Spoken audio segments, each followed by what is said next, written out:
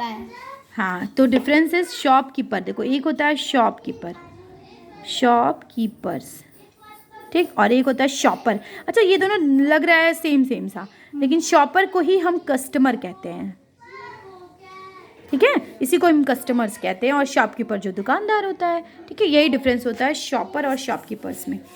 Okay, सो यहाँ पे वही बात हो रहा है, लास्ट मोमेंट में जो शॉपर्स होते हैं जल्दी जल्दी वो लोग अपने अपने घर जा रहे हैं, ठीक है, और thick white sheet of snow ले ओवर। क्यों? आपको ये भी पता है कि उस टाइम में बहुत विंटर का टाइम होता है, हर जगह से स्नो होती है और काफ़ी उसमें विंटर पीक पे होती है। Okay, so over salt lake, ये प्लेस का नाम आप एकदम अच्छे से लर्न कर लीजिए, सॉल्ट लेक सिटी यूएसए। ये जो स्टोरी है, ये स्टोरी किसमें, सॉल्ट लेक सिटी और यूएसए में बात की जा रही है, ठीक है। यहाँ पे बताया जा रहा है कि इस टाइम में बहुत ज़्यादा विंटर चल रहा है, yet the lights were still burning in the old clock shop. इस शॉप का नाम क्या है? What is the name of the shop? ये भी एक एमसीक्यू का क्वेश्चन है, एमसीक्यू का ये इंपॉर्टेंट क्वेश्चन है। What is the name of the shop? So the old clock shop, ये नेम है, ठीक है। सो यहाँ से आपके एक टॉपिक से ही एक क्वेश्चन बन सकता है, ओके। एंड ये प्लेस का नाम, मेंशन द प्लेस नेम, तो प्लेस नेम हो सकता है सॉल्ट लेक सिटी, और कहाँ पे, वेयर, यूएसए, ठीक है। और शॉपकीपर का नाम क्या है? What is the name of the shopkeeper? रे, रे इज द शॉपकीपर, शॉपकीपर, ठीक है। सो एज रे इट्स ओल्ड, वो क्या था, ओल्ड भी था, डीफ, डीफ जानते हैं, डीफ, और डम, डम मीन्स क्या होता है यहाँ पे, डम मीन्स गूंगा, DUMB, एक और वर्ड आप जान लीजिए, DUMB, डम मीन्स गूंगा, डीफ मीन्स बहरा, ठीक है, वो बहरा था, उसको कुछ सुनाई नहीं देता था। Owner worked on a clock, ठीक है, एंड ही हैड, यहाँ पे शॉपकीपर के बारे में बताया जा रहा है, शॉपकीपर का नाम था मिस्टर रे, ठीक है, और वहाँ पे वो शॉप बेचता था, शॉप बेचने का काम मिस्टर रे का था। सो आप कह सकते हो दिस इज़ मिस्टर रे, दिस इज़ मिस्टर रे and this is the shopper.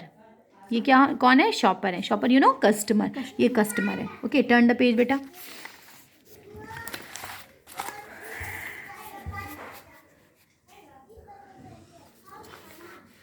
चलो, having finished his work, Mr. Ray stood up and was on his way to the back room when a cold rush of air from the front door hit the back of his neck. अभी क्या हुआ, जैसे ही उसने finish किया, अब actually क्या है, Christmas ewe है, तो सब अपना अपना वर्क जल्दी जल्दी से कंप्लीट करेंगे, वो शॉपर हो या फिर शॉपकीपर हो, कस्टमर हो या फिर शॉपकीपर हो। तो यहाँ से सब सारी चीज़ें वो फिनिश कर रहा था, समझो आप कह सकते हो पैकअप करने जा रहा था वो अपने शॉप को। तभी सडनली क्या हुआ, एक कोल्ड सी एयर आई, एक ठंडी सी हवा आई, और ऐसा लगा कि दैट उसके नेक के पास, और ऐसा लगा कि वो कोई वहाँ पे आने वाला है, आ गया है। He turn to meet a last moment shopper, उसने देखा कि लास्ट मिनट शॉपर आ गया, एक लास्ट मिनट में, यानी कि लास्ट मिनट मीन्स लास्ट में वो अभी वो अपना पैकअप करने जा रहा था शॉप को, तभी एक शॉपकीपर, उसने देखा कि एक शॉपर आ गया है, शॉपकीपर अभी पैकअप करने ही जा रहा था। Who was the shopkeeper? Mister रे, हाँ मिस्टर रे था, और यहाँ पे शॉपर आया, शॉपर का मतलब एक कस्टमर आया। But his old and wise eyes told him that this was not a shopper. लेकिन देख के वो शॉपर नहीं लग रहा था, वो देख के लग रहा था कि कोई और मैन है। He saw two men, one in the 20s. उसने देखा कि यहाँ पे जो शॉपर्स थे, जो कस्टमर थे, वो दो थे, दो मैन थे, MEN मैन, दो लोग थे। वन इन द 20s, एक जो है वो 20 ईयर्स का लग रहा था, वन इन हिज 20s, एक 20 ईयर्स का था, and the other closer to 50, और एक जो है एक 50 ईयर्स का लग रहा था। द यंगर मैन कितने का था? 20। हाँ 20 का। रिमेन एट द डोर, जो यंगर मैन रहता है वो कहाँ रहता है? डोर पे। तो ये क्वेश्चन यहाँ पे भी एक MCQ क्वेश्चन बन सकता है कि जो 20 ईयर्स का बॉय था, या 20 ईयर्स का मैन कह सकते हो, वो मैन कहाँ पे स्टे था, कहाँ पे रुका था? डोर के पास। एंड जो ओल्डर वाला था, यानी कि जो 50 ईयर्स वाला मैन था, वो कहाँ गया? काउंटर पे गया। किसके काउंटर पे? शॉपकीपर के। Shopkeeper, who was the shopkeeper? Mister Ray, okay, with no sign of friendliness in his eyes, और आइज देख के ऐसा लग नहीं रहा था कि वो फ्रेंडलीनेस वाली आइज है, मीन्स वो देखने से बिल्कुल ऐसा लग नहीं रहा था कि उससे बहुत अच्छे से बात की जाए, ठीक है। Ray was able to hide his growing fear as he slowly pushed a note pad and a pencil across the counter. अभी मैंने ऑलरेडी आपको बताया कि वो डीफ था, उसको प्रॉब्लम होती थी सुनने में। तो अगर वो कोई भी शॉपर जो है अगर कुछ कहेगा कि मुझे ये क्लॉक दिखाइए, मुझे टेबल क्लॉक दिखाइए, मुझे रिस्ट दिखाइए, तो वो कैसे सुन पाता? ठीक है, उसको प्रॉब्लम थी सुनने में। तो इसीलिए जब कभी भी कोई शॉपर आता था, कोई भी कस्टमर आता था, तो वो क्या देता था, एक नोट पैड देता था and a pencil to write the demand. क्या आप डिमांड कर रहे हैं, आप रिस्ट वॉच मांग रहे हैं, टेबल क्लॉक मांग रहे हैं, वॉल क्लॉक, जो भी आपको मांगना है, जो भी आपको लेना है, वो आपको लिखना होता था।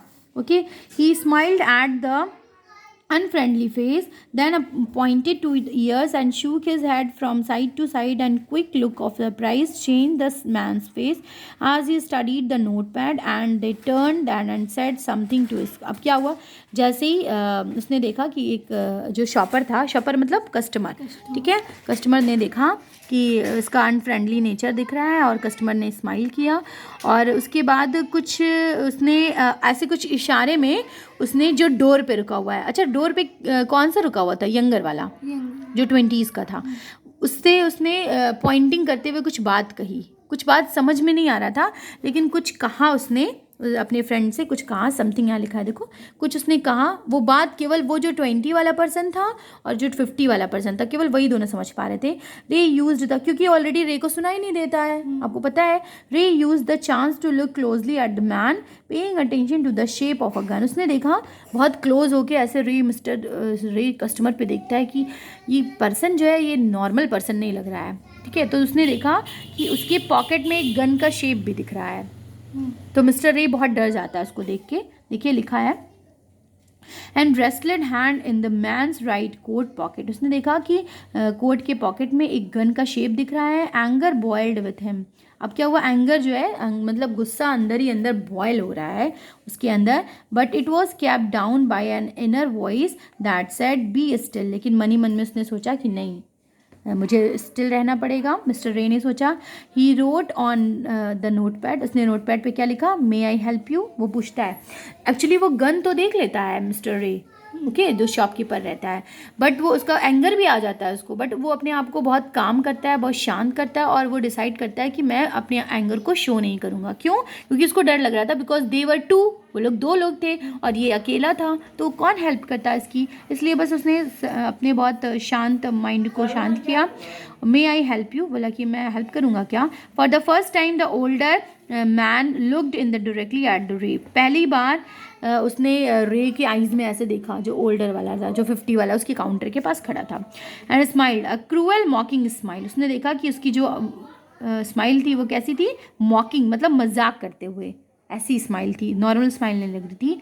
दे both understood why he was there and why his friend remained at door. They looked like man who were down on their luck and who were down on their luck and were now ready to try something they would later be sorry about। उसको लग रहा था, mister रे ने ये सोचा कि लग रहा है ये लोग आपस में कुछ प्लानिंग कर रहे हैं और मे बी और कुछ रॉन्ग करने वाले हैं मेरे साथ, और कुछ रॉन्ग करने के बाद ये लोग सॉरी फील करेंगे, ऐसा मिस्टर रे को डर लग गया।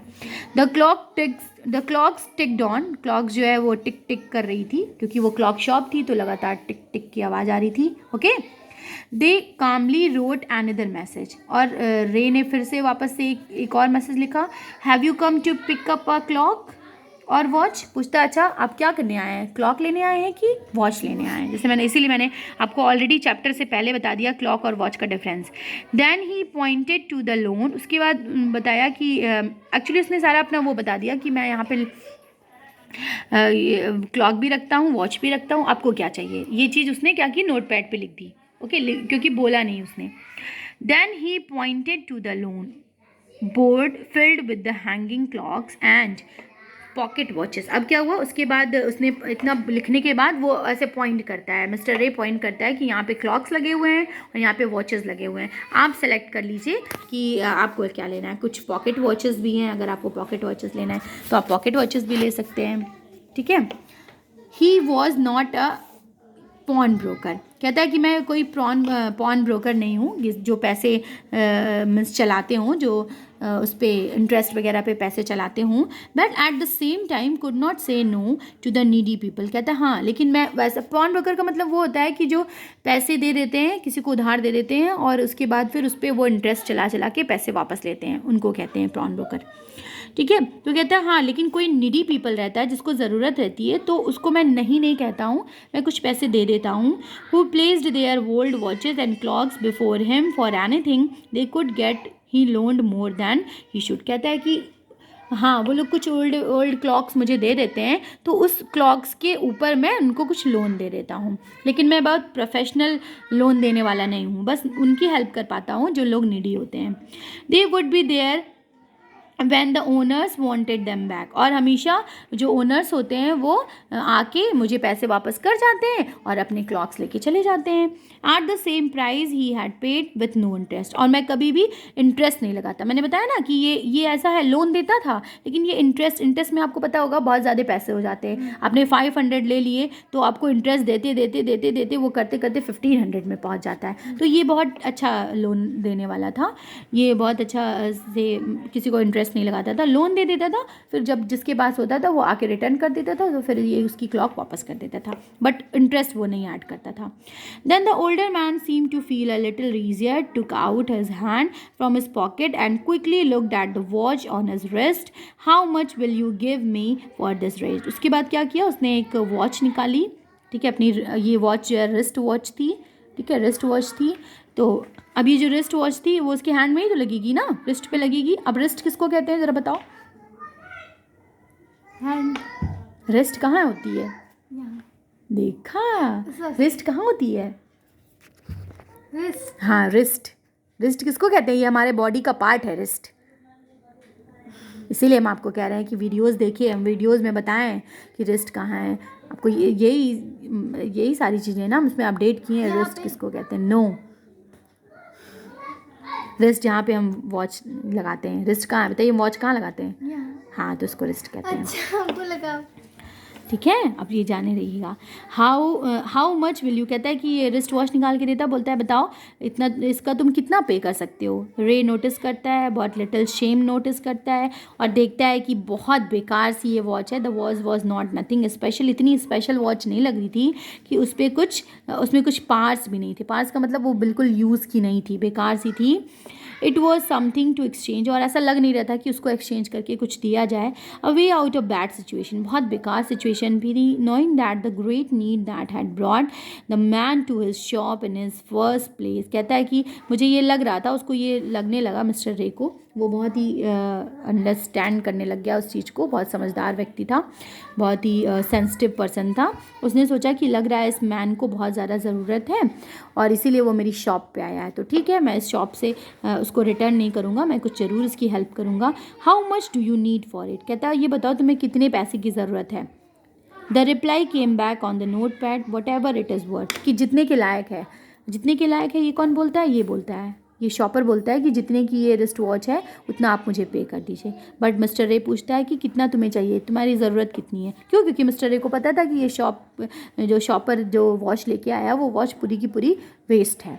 Okay, as they shook hands, Ray looked into the man's eyes. They seemed to say thank. Turn the page. अब मिस्टर रे उसकी आइज़ में देखता है और आइज़ से लग रहा था कि वो थैंक यू बोल रहा है। They both new the watch was not, दोनों को पता था कि वॉच बिल्कुल अच्छी नहीं थी, उसको क्या वो पे करता।